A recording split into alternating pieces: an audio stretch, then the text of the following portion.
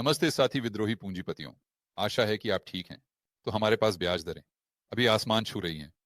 स्पष्ट रूप से कर्व के फ्रंट एंड पर नहीं, क्योंकि फेड ने ब्याज दरें नहीं बढ़ाई हैं, लेकिन कर्व के लंबे हिस्से पर 10 साल की ट्रेजरी के साथ। ये बहुत बड़ा मामला है, क्योंकि 10 साल की ट्रेजरी यील्ड वास्तव में असली अर्थव्यवस्था पर प्रभाव डालती है, खासकर बंधकों जैसी चीजों में। तो हमें इस पर ध्यान देना होगा, देखना होगा कि क्या हो रहा है, और फिर इसके बारे में सोचना होगा। बांड बाजार अभी हमें समग्र अर्थव्यवस्था के बारे में क्या बता रहा है? क्या जॉर्ज गैमन गलत हो सकते हैं? याद रखें, हम कर्व के उलटने के बारे में बात कर रहे थे। अब कर्व उलटा नहीं है, हम बात करते हैं कि यह चक्र आमतौर पर कैसे चलता है। लेकिन अगर आप याद करें तो मैं हमेशा यही कहता हूं, मुझे पता चलेगा कि मैं गलत हूं और मैं इसे स्वीकार करने के लिए खुश हूं, लेकिन मुझे इस चक्र के बारे में पता चलेगा कि मैं गलत हूं जब हम एक चीज होते हुए देखेंगे। और आप में से जो चैनल से परिचित हैं, आप जानते हैं कि मैं किस बारे में बात कर रहा हूं। ये भालू स्टीपनर है, भालू स्टीपनर है। इस पर थोड़ी देर में और बात करेंगे। तो चलो देखते हैं कि 10 साल की ट्रेजरी यील्ड के साथ क्या हो रहा है। मेरा मतलब है, आज ये लगभग 10 बेसिस पॉइंट्स बढ़ गया है। मेरा मतलब है, मैंने इस पर वीडियो बनाने की योजना भी नहीं बनाई थी, और मैंने बस वृद्धि की दर को देखा और मैं सोच रहा था, वाह, ये एक बड़ा मामला है। मेरा मतलब है, देखो, मेरा अनुमान है कि यह लगभग उसी समय होगा। नहीं, मेरा मतलब है, मैं आपको दांव लगाकर कहता हूं, जब सीपीआई आया और फिर पीपीआई या उत्पादक कीमतें। तो चलो पिछले महीने पर नजर डालते हैं। और हाँ, हम शोर ऑफ 15 पर पहुंच गए, और बस पिछले हफ्ते में हम 440 पर पहुंच गए हैं। तो मेरा मतलब है, चलो थोड़ा पीछे हटते हैं और इसको संदर्भ में रखते हुए चलो याद करते हैं कि फेड फंड्स अभी 4.5 हैं। हम एक रेंज में हैं। यही फेड फंड्स का काम है, ये 25 बेसिस पॉइंट्स की रेंज है। तो अगर हम बाजार की यील्ड का चार्ट देखें, ठीक है, हम कहाँ हैं? Fed fund.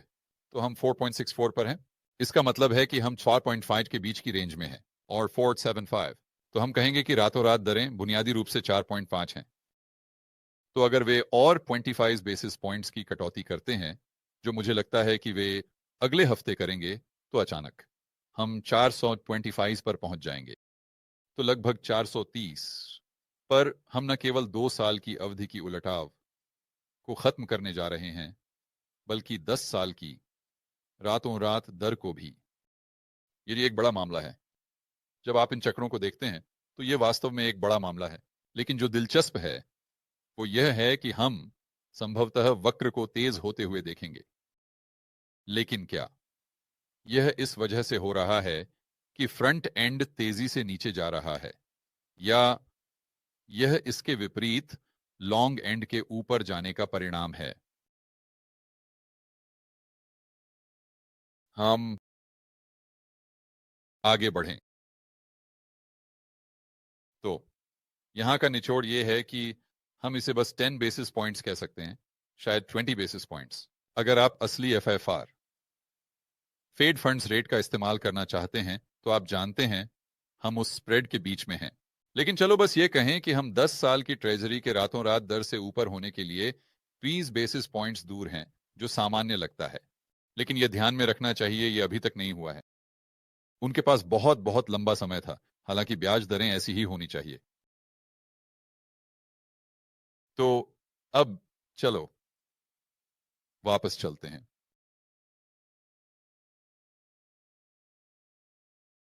और जब आप इन चक्रों को देखते हैं, है ना, ग्रे एरिया से पहले वक्र उलट जाता है। आप लोग, हमने इस बारे में चैनल पर बहुत बार बात की है। वक्र उलट जाता है, फिर हम मिलते हैं। वह ओह बेल स्टीपनर। वक्र का फ्रंट एंड लॉन्ग एंड की तुलना में तेजी से नीचे जा रहा है, हालांकि लॉन्ग एंड आमतौर पर नीचे जा रहा है। यह एक रोलर कोस्टर की सवारी है।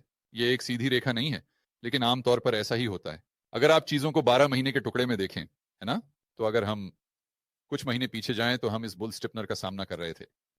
क्योंकि अगर आप उसके पहले के पिछले 12 महीनों को देखें, तो आपने देखा कि 2 साल की दर 80 बेसिस पॉइंट्स पर आ रही थी, जबकि 10 साल की दर 50 बेसिस पॉइंट्स पर आ रही थी। ये एक बेल स्टीपनर है। यहां तक कि अगर पिछले 2 हफ्तों में या जो भी हो 10 साल की यील्ड बढ़ रही थी, तो वह सिर्फ शोर है।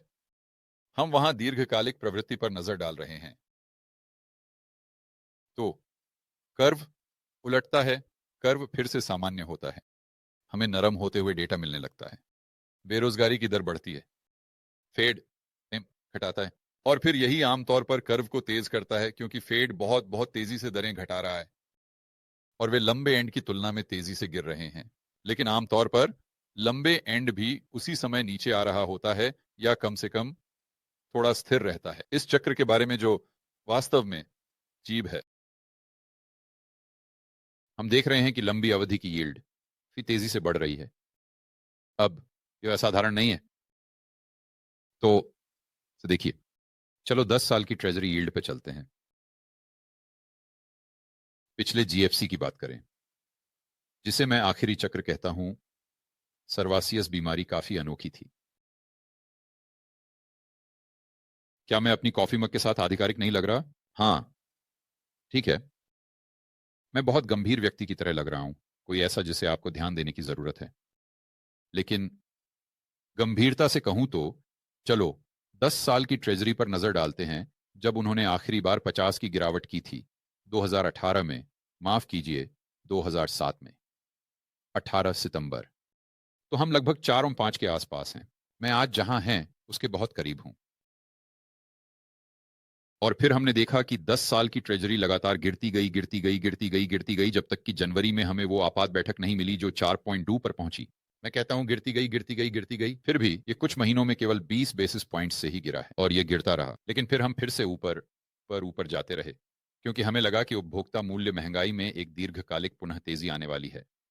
क्योंकि याद रखें, सीपीआई लगभग 3.5 से बढ़ गया था। यहां जब उन्होंने 50 की कटौती की और फिर आप अगस्त 2008 में आगे बढ़ते हैं, सीपीआई 3.5 से बढ़ गया था, फैंक 6 तक। तो हर कोई महंगाई की फिर से तेजी आने की बात कर रहा था। फेड की गलती, फेड ने बहुत ज्यादा कटौती की, अर्थव्यवस्था गर्म हो रही है। याद आ याद आ याद आ, ये 2008 का मध्य है, चाहे आप विश्वास करें या नहीं। तो हमने मार्च से लेकर जून जुलाई तक एक समयावधि देखी जहां 10 साल की ट्रेजरी यील्ड सीधे ऊपर गई। जैसे ही फेड ने कटौती शुरू की, यह वास्तव में नहीं हुआ। क्या वो बढ़ोतरी हुई? तो निश्चित रूप से अलग है। कम से कम इस हिस्से की बारीकियां अलग हैं इस बार, क्योंकि हमारे पास लगभग एक सीधा बुल स्टिफनर था, जब तक कि आप पहुंच नहीं गए कुछ अपवादों के साथ, कुछ छोटे अपवादों के साथ। वहां के पास ये बुल स्टिफनर था। सितंबर से इसे 8 के मध्य मार्च कहें। इस बार हाँ, हम क्या देख रहे हैं? चलो आगे बढ़ते हैं और हम देख रहे हैं हम यहां कहां हैं। दिसंबर, ठीक है। सितंबर, यहां हमारी दर कटौती है और तब से हमने लगभग 10 साल की यील्ड को सीधे ऊपर जाते हुए देखा है।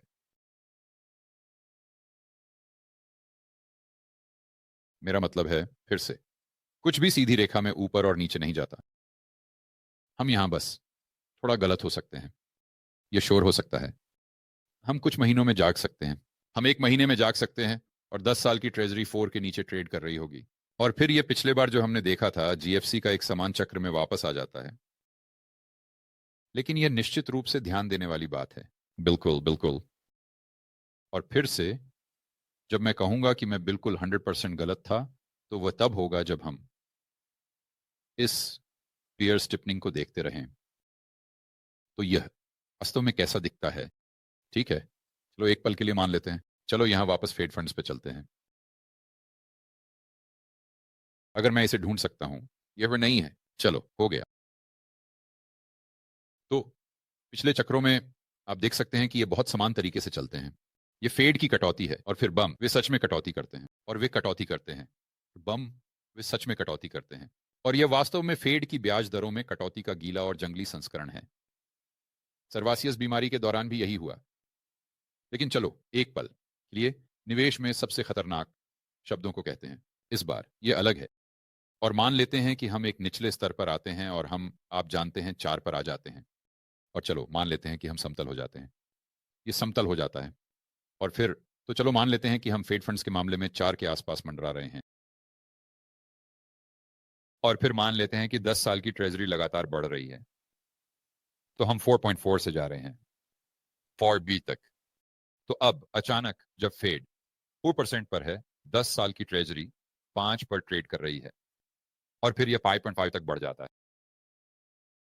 अगर हम उस तरह के परिदृश्य में पहुंचते हैं, जो फिर से मेरा आधार मामला नहीं है, मुझे लगता है कि इसकी संभावना कम है, लेकिन अगर हम उस परिदृश्य में पहुंचते हैं तो मैं बिल्कुल कहूंगा कि इस बार ये अलग है और मैंने इसे गलत समझा। चक्र इस तरह से चल रहा है जैसा हमने पहले कभी नहीं देखा। और जानते हैं, ये ठीक है। मेरा मतलब है, मुझे उम्मीद है कि ऐसा होगा। मुझे उम्मीद है कि मैं गलत हूं, क्योंकि ये हमें अमेरिका के बारे में बताता है। अर्थव्यवस्था का मतलब है कि हम दौड़ में हैं।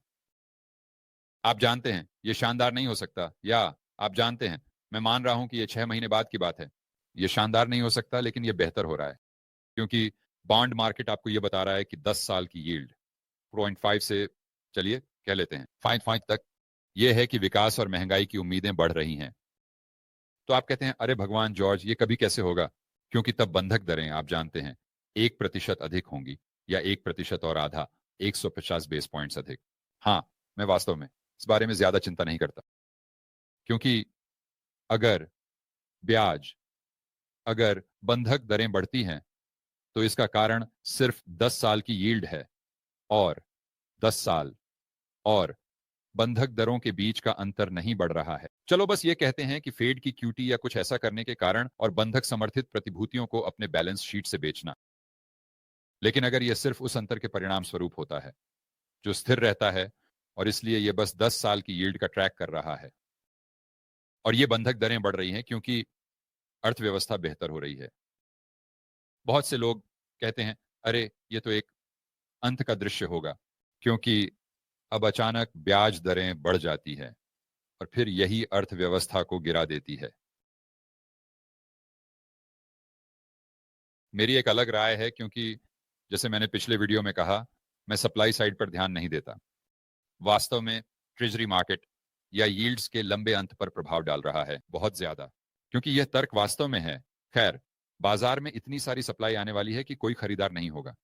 ब्याज दरें बढ़ने वाली हैं, भले ही अर्थव्यवस्था बहुत बीमार है और ठीक नहीं चल रही, और इसलिए ये उच्च ब्याज दरें अर्थव्यवस्था के लिए समस्या को और बढ़ा देंगी।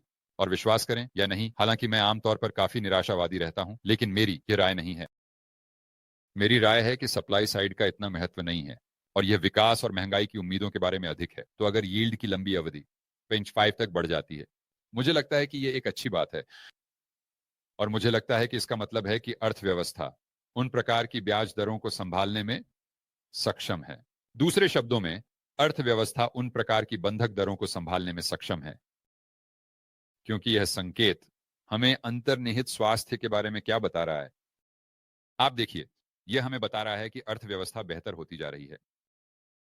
क्या होता है जब आपको बुल स्टिफनर मिलता है, जहां लंबे अंत की यील्ड इस तरह से नीचे आ रही है या लगभग सपाट रह रही है, और फिर फ्रंट एंड नीचे आ रहा है? यह हमें बताता है कि अर्थव्यवस्था खराब हो रही है, या विकास और महंगाई की उम्मीदें कम हो रही हैं। ऐसे में देखिए, अगर आप मुझसे पूछने वाले हैं, तो आप जानते हैं, ब्याज दरें 5.5 पर होने पर आवास बाजार की सेहत, मैं आवास बाजार के लिए 5.5 पर ब्याज दरों के साथ अधिक आशावादी रहूंगा। जहां तक 10 साल की बात है, मैं 3.5 पर रहूंगा। तो क्यों? क्योंकि लोग इसे उल्टा समझते हैं। वे कहते हैं, ठीक है, 3.5 ये बंधक के लिए बेहतर होने वाला है। सही है, लेकिन अर्थव्यवस्था खराब है। तो आप किसे पसंद करते हैं? और आवास बाजार के लिए कौन सा बेहतर है? बेरोजगारी की दर आसमान छू रही है और अर्थव्यवस्था बुरी हालत में है, लेकिन फिर भी हमारे पास कम ब्याज दरें हैं। या क्या आवास बाजार के लिए बेहतर है? आवास बाजार की सेहत के हिसाब से उच्च ब्याज दरें होना, लेकिन नौकरियां बेहतर हो रही हैं, लोग ज्यादा पैसे कमा रहे हैं, और अर्थव्यवस्था तेजी से सुधार रही है। बिल्कुल बाद वाला। लेकिन किसी कारणवश लोग ब्याज दरों पर पूरी तरह से ध्यान केंद्रित कर लेते हैं, जैसे कि नौकरी का बाजार और जैसे कि अर्थव्यवस्था बस एक स्थायी चीज है, जैसे कि यह कभी नहीं बदलती। नहीं, ब्याज दरें आपको अर्थव्यवस्था की सेहत के बारे में बता रही हैं। यह नहीं है कि ब्याज दरें अर्थव्यवस्था की सेहत को निर्धारित करती हैं। मेरे विचार में लोग इसे पूरी तरह से उल्टा समझते हैं। तो मैं सोचता हूं, जो समझदारी होगी वह यह है कि हम उन संभावनाओं पर गौर करें कि क्या हम इस शॉर्ट टर्म को जारी रखेंगे। जो भालू की ढलान हम देख रहे हैं वह भविष्य में भी जारी रहेगा, जहां मैं बिल्कुल गलत हो जाऊंगा। और मैं उम्मीद करता हूं कि मैं गलत हूं, क्योंकि इसका मतलब है कि अर्थव्यवस्था बेहतर हो रही है और औसत अमेरिकी की जीवन स्तर आज की तुलना में बढ़ रहा है। तो इसकी संभावना क्या है? और फिर इसकी संभावना क्या है कि हम जारी रखें कि यह सिर्फ शोर है, यह शॉर्ट टर्म है, हम बुल स्टेपिनर पाते रहें और यह चक्र लगभग हर चक्र की तरह ही चलता है जो हमने 1980 के दशक से देखा है ना? क्योंकि फिर से कोई निश्चितताएं नहीं है, सिर्फ संभावनाएं। हम इसके बारे में हमेशा बात करते हैं। तो चलो देखते हैं हम ये कैसे कर सकते हैं। जैसा कि आप देख सकते हैं, मैंने वास्तव में ज्यादा योजना नहीं बनाई, मैं थोड़ा सोचते हुए बोल रहा हूं। आइए 10 साल की ट्रेजरी विशेष रूप से नजर डालते हैं, लेकिन मैं इसे और करीब से देखना चाहता हूं। मैं सितंबर 18 को और करीब से देखना चाहता हूं, जब उन्होंने कटौती करना शुरू किया। तो यह यहां होगा, यहां। तो चलो उस पर करीब से नजर डालते हैं, अगर हम इसे इतना बारीकी से देख सकें। चलो हो गया, चलो हो गया, ठीक है। अब चलो इस समय सीमा की विशेष रूप से तुलना करते हैं। यहां थोड़ा मुश्किल हो रहा है दोस्तों, आगे बढ़ना, तो मेरे साथ ये। अरे आप रे, मुझे शायद थोड़ा लंबा समय फ्रेम देखना पड़ेगा ताकि मैं इसे सच में हिला सकूं।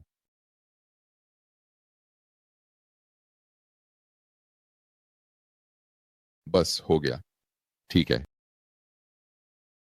अब चलो 2007 में वापस चलते हैं। हम यहां कहां पहुंचे?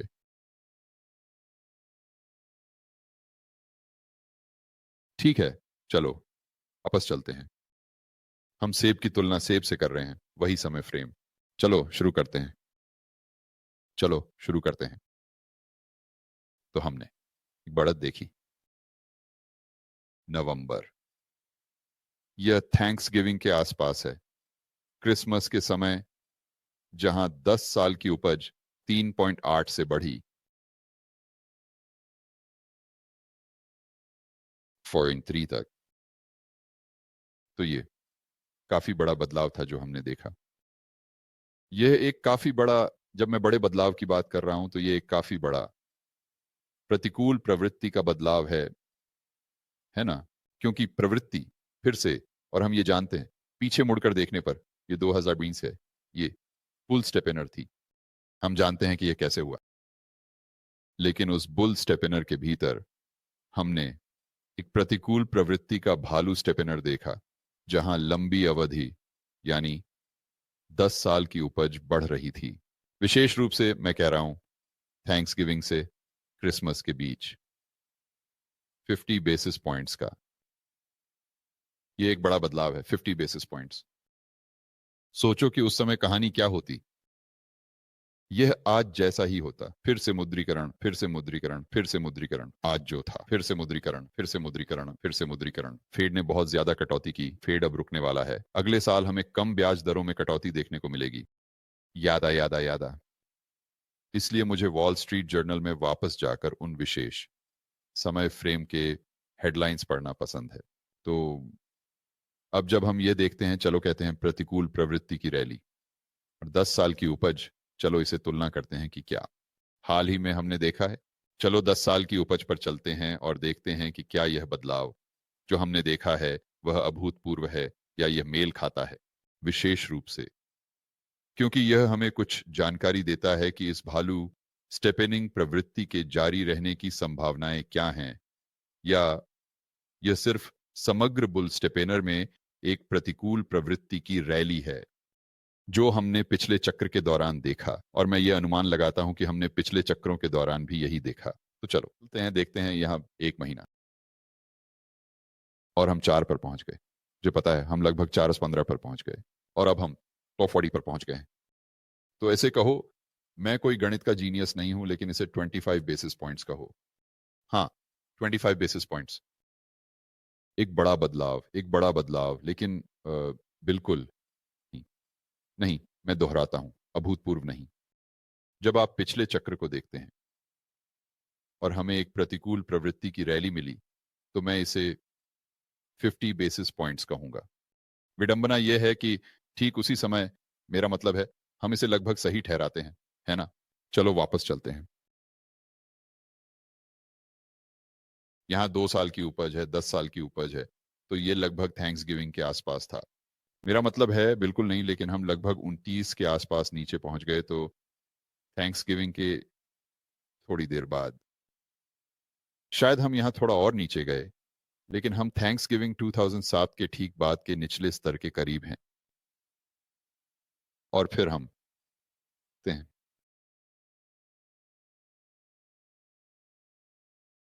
चलो हो गया, और फिर हम थैंक्स गिविंग के आसपास हैं। यार ये करीब है, यार ये करीब है। क्या ये अजीब नहीं है?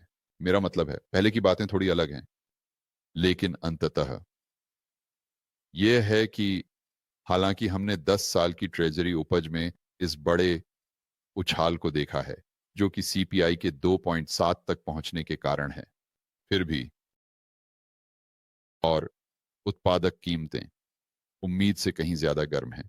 बिल्कुल, हमने इस बड़े उछाल को देखा है, जो बिल्कुल महत्वपूर्ण है, लेकिन इससे मेरी मूल स्थिति नहीं बदलती। ये मेरी मूल स्थिति को नहीं बदलता। ये संभावनाओं को थोड़ा बदलता है, लेकिन ये मेरी मूल स्थिति को वास्तव में नहीं बदलता, क्योंकि ये कुछ ऐसा है जो हमने अतीत में देखा है। और मैं वापस .com पर जा सकता हूँ वास्तव में। चलो ऐसा करते हैं, क्यों ना हम ऐसा करें। इसके बारे में बात करने के बजाय चलो देखते हैं कि डेटा क्या कहता है। तो ये हमारी 10 साल की ट्रेजरी यील्ड है। चलो देखते हैं कि क्या हम यील्ड में एक काउंटर ट्रेंड रैली देख सकते हैं। तो फेड 25 आधार अंकों की कटौती कब की? 50 आधार अंक। तो मैंने वो खोल रखा था, इसलिए मैं ये सभी टैब्स रखता हूं। जोश, क्या तुम मेरी एक मदद कर सकते हो जल्दी से? क्या तुम तारीख निकाल सकते हो? .com बस्ट मंदी से पहले 50 आधार अंकों की कटौती के बारे में। तो मैं अनुमान लगा रहा हूं कि यह 2000 के अंत या 2001 की शुरुआत में हुआ होगा। मैं इसे अभी निकालने की कोशिश कर रहा हूं। मैं बस इसे 10 साल की ट्रेजरी यील्ड में हुए बदलावों से तुलना करना चाहता हूं।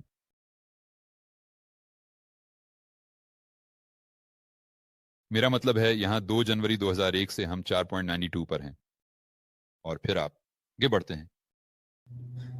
तो ये महीने का, नहीं नहीं नहीं, मुझे खास दिन और महीना चाहिए।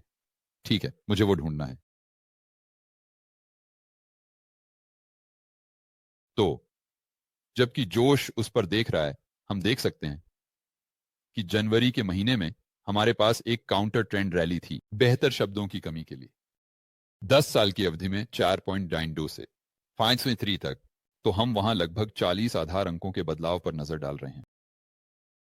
और फिर तुम्हारे पास एक और था, एक बड़ा अजीब, वाह इसे देखो।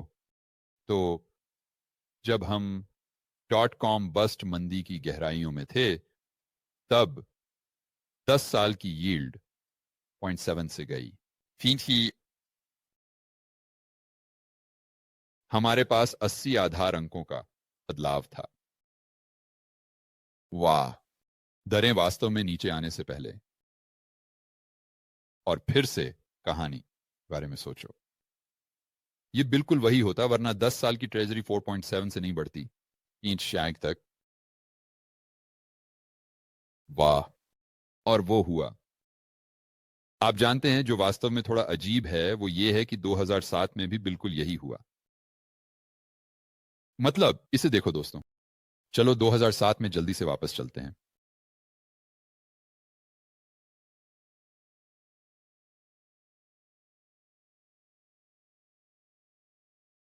मुझे लगता है कि यह 3 जनवरी 2001 था।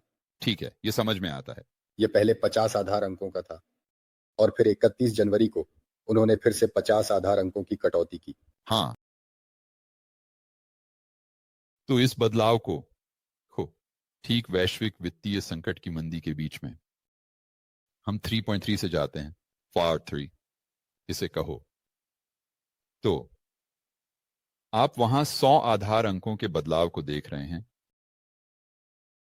जब हम मंदी की गहराइयों में होते हैं। दूसरे शब्दों में, यह अव्यवस्था के गहरे स्तरों इन या जो एक बड़े अव्यवस्था की घटना में बदलने वाला था। परिसंपत्ति की कीमतों पर नजर डालें, ये एक बहुत बड़ी अपस्फीतिकारी घटना है। और फिर भी हमारे पास एक रैली थी, अगर आप इसे ऐसा कहना चाहते हैं, 10 साल की यील्ड में 100 आधार अंकों की, उसके बीच में ही। और फिर आप उस रैली को देखते हैं जो हमारे पास थी। अरे, बुरा हुआ, यह समय सीमा बनाए रखना मुश्किल है। चलो, हो गया। फिर हम वापस .com पे जाते हैं और फिर आप इस 80 आधार अंकों की रैली को देखते हैं। बिल्कुल वही नहीं। वास्तव में ये बिल्कुल वही तारीखें हैं। इसे जरा देखो। हम एक निचले स्तर से शुरू करते हैं। ये मार्च 2001 का है और हम मई के अंत में एक शिखर पर पहुंचते हैं। अब चलो जीएफसी पे चलते हैं।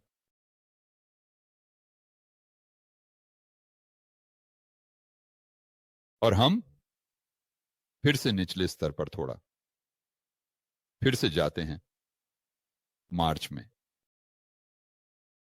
और शिखर ये जून के मध्य में था।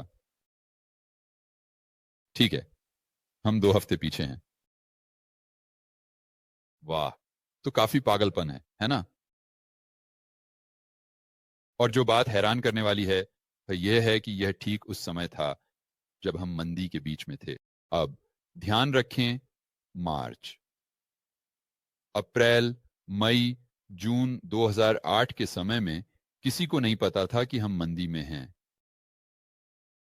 ये बिल्कुल वही चीज है। ओ मंदी, क्या तुम मजाक कर रहे हो? हमारे पास सकारात्मक जीडीपी है, हमारे पास असली जीडीपी वृद्धि है।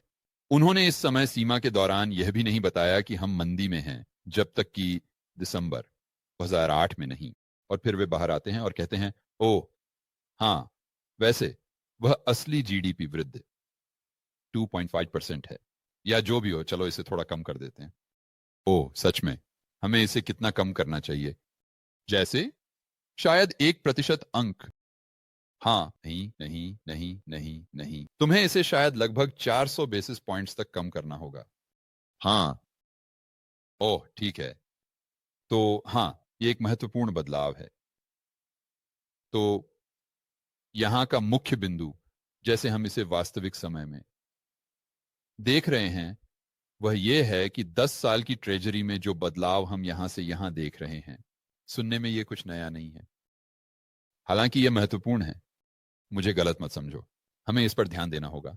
और यह हो सकता है कि मैं गलत होने की शुरुआत कर रहा हूं, और यह बिल्कुल हो सकता है कि इस चक्र की शुरुआत अलग हो। हमें बस ये देखना है कि यह कैसे आगे बढ़ता है, देखना है कि क्या यह भालू का ढलान जारी रहता है। लेकिन यह कुछ ऐसा है जो कम से कम 2001 के दौरान जो हमने देखा, उसके साथ बहुत संगत है। 2007, 2008,